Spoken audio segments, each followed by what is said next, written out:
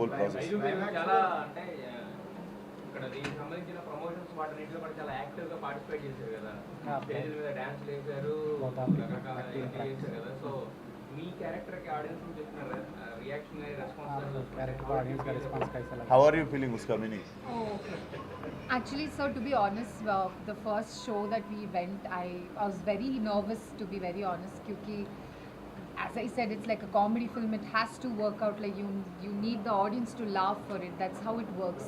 So when I sat with the audience, I was very, very satisfied, because for each and every joke, I was just looking at the audience and I was trying to understand if they are falling for it, if they are enjoying it. And to be very honest, I had so much fun sitting with the audience and watching the film, and they did enjoy watching me on screen. So I'm very, very happy about it. Yeah, you acted these both two guys also, Vishwak and Deep కదా. So ఇద్దరు ఎవరితో చేసినప్పుడు బాగా difficult అనిపించింది act చేయడమా? ఈమెతో combination scene हम दोनों में किसके साथ एक्टिंग करना टफ लगता है? मैं मेरे साथ एक किया ना. Acting tough किसके साथ लगा? I think maybe Anudeep sir, because he's always on a roll fun, so it's difficult to control your laugh on screen. So maybe Anudeep sir, but I just had a lot of fun, to be very honest. ఇదంటే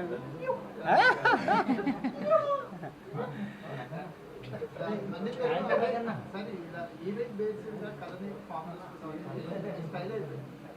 so మరి ఫర్దర్గా అంటే నిర్మాతలు కేవలం మిమ్మల్ని నమ్మే cinema కథ అనేది పక్కన పెడితే, సో ఈవెంట్ బేస్డ్గా అంటే నంది పేరు చేస్తాడనే ఒక లైన్ సెట్తోనే జోకాకి వస్తుంది కదా. ఇదేమైనా మీకు బద్దలుగా మారబోతుందా? కమెంట్ చేసి అంటే మళ్ళీ సినిమా ఫామ్ చేయడం అట్లేం లేదండి. నెక్స్ట్ సినిమా నాకు జానర్ మారుతుంది. అంటే ఏ సినిమాకి ఏం చేయాలో అది చేస్తాం అంతే. ఇప్పుడు మీకు ఇందులో చూసుకున్న ప్రాపర్ లవ్ స్టోరీ, ఒక మదర్ ఎమోషన్ అన్నీ ఉంటాయి. కాకపోతే కొంచెం కామెడీ ఎక్కువ ఇది స్ట్రెస్ చేయడం వల్ల మీకు అవి తగ్గినట్టు అనిపిస్తాయి. కానీ లేదంటే మీకు ఒక కథకు కావాల్సిన అన్నీ ఉంటాయి. ఒక మిడ్ పాయింట్, స్టార్టింగ్, ఎండింగ్ అన్నీ ఉంటాయి దీంట్లో. ప్రాపర్ ఒక మదర్ ఎమోషన్ కానీ నెక్స్ట్ సినిమా అదే అంటే అదండి. అంటే ఆడియన్స్ హై వాళ్ళు కాబట్టి కొంచెం ఈ జానర్కి అది సరిపోతుంది అన్నట్టు. బట్ వన్స్ అది ఏ సినిమాకు ఏం కావాలో అది ఇద్దాం అనేది అంతే.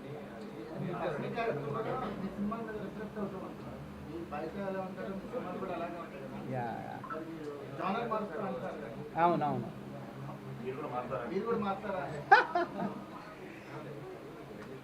అంటే అది ఇప్పుడు నేనేం చేయలేను. అంటే అదే మీరు అన్నట్టు నేను కనిపిస్తున్నా అంటారు స్క్రీన్ మీద.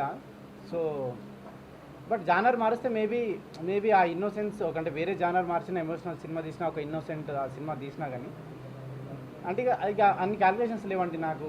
ఆ సినిమాకి ఏం కావాలో చేస్తా. ఇక మరి నేను కనిపిస్తానా లేదా అనేది ఇక నా చేతిలో లేదు కాదు. అవును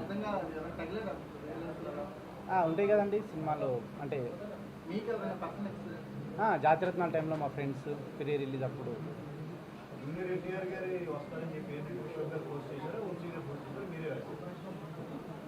లేదండి, డిస్కషన్ అందరం డిస్కస్ చేసుకొని రాసింది అది. చెప్పండి.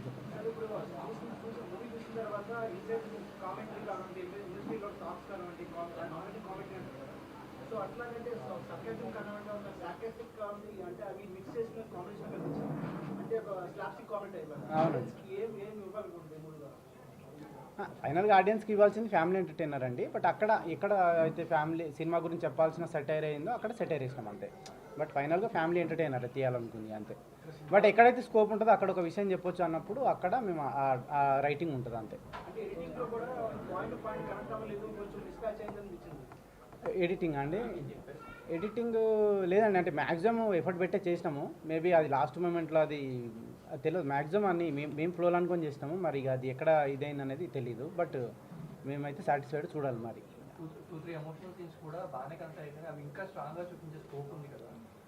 అసలు ఆ జానర్లోకి ఎక్కువ పోవాలని కూడా లేకుండే. బట్ ఉన్న ఎమోషనల్ సీన్కే పీపుల్ ఆర్ సర్ప్రైజ్డ్. ఈయన సినిమాలో ఎమోషనల్ సీన్ ఉందని. సో అంటే సీన్ అప్పుడు మావాడే మానిటర్ కాడ వచ్చి మామ నా సినిమాలో సీన్ అనుకోరు మామ అన్నాడు. సో ఫ్యామిలీ వాల్యూస్కి పెద్ద పీట వేసింది సినిమాలో.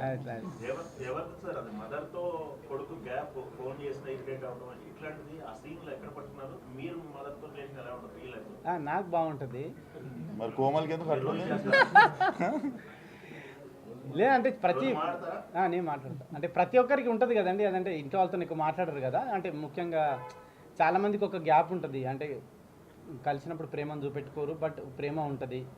సో ఆ విషయాన్ని కొంచెం చెప్దామన్న దాంట్లో పెట్టింది, కానీ పర్సనల్గా ఒకరి నుంచి తీసుకున్నది అట్లేం కాదనమాట. మీ కెరియర్లో చాలా లైట్ హార్టెడ్గా ప్లే చేసిన క్యారెక్టర్ ఇదేనా? అవును సార్, డెఫినెట్లీ సినిమా చాలా ఫ్రెష్గా ఉన్నారు.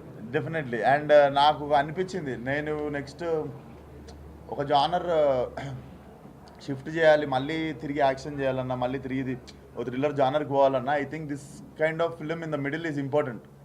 ఒకసారి అన్నీ అండూ అయిపోతాయి, again you can see the, మళ్ళీ ఇప్పుడు నెక్స్ట్ కల్ట్ వస్తుంది, you will see the complete different transformation for that film. So I think this film is very important and I'm glad that this came in the like right టైంలో వచ్చింది. చేసినప్పుడల్లా commercial అంటే ఇది కూడా experiment ఇది definitely. ఆయన ఈ మనిషే ఎక్స్పెరిమెంట్.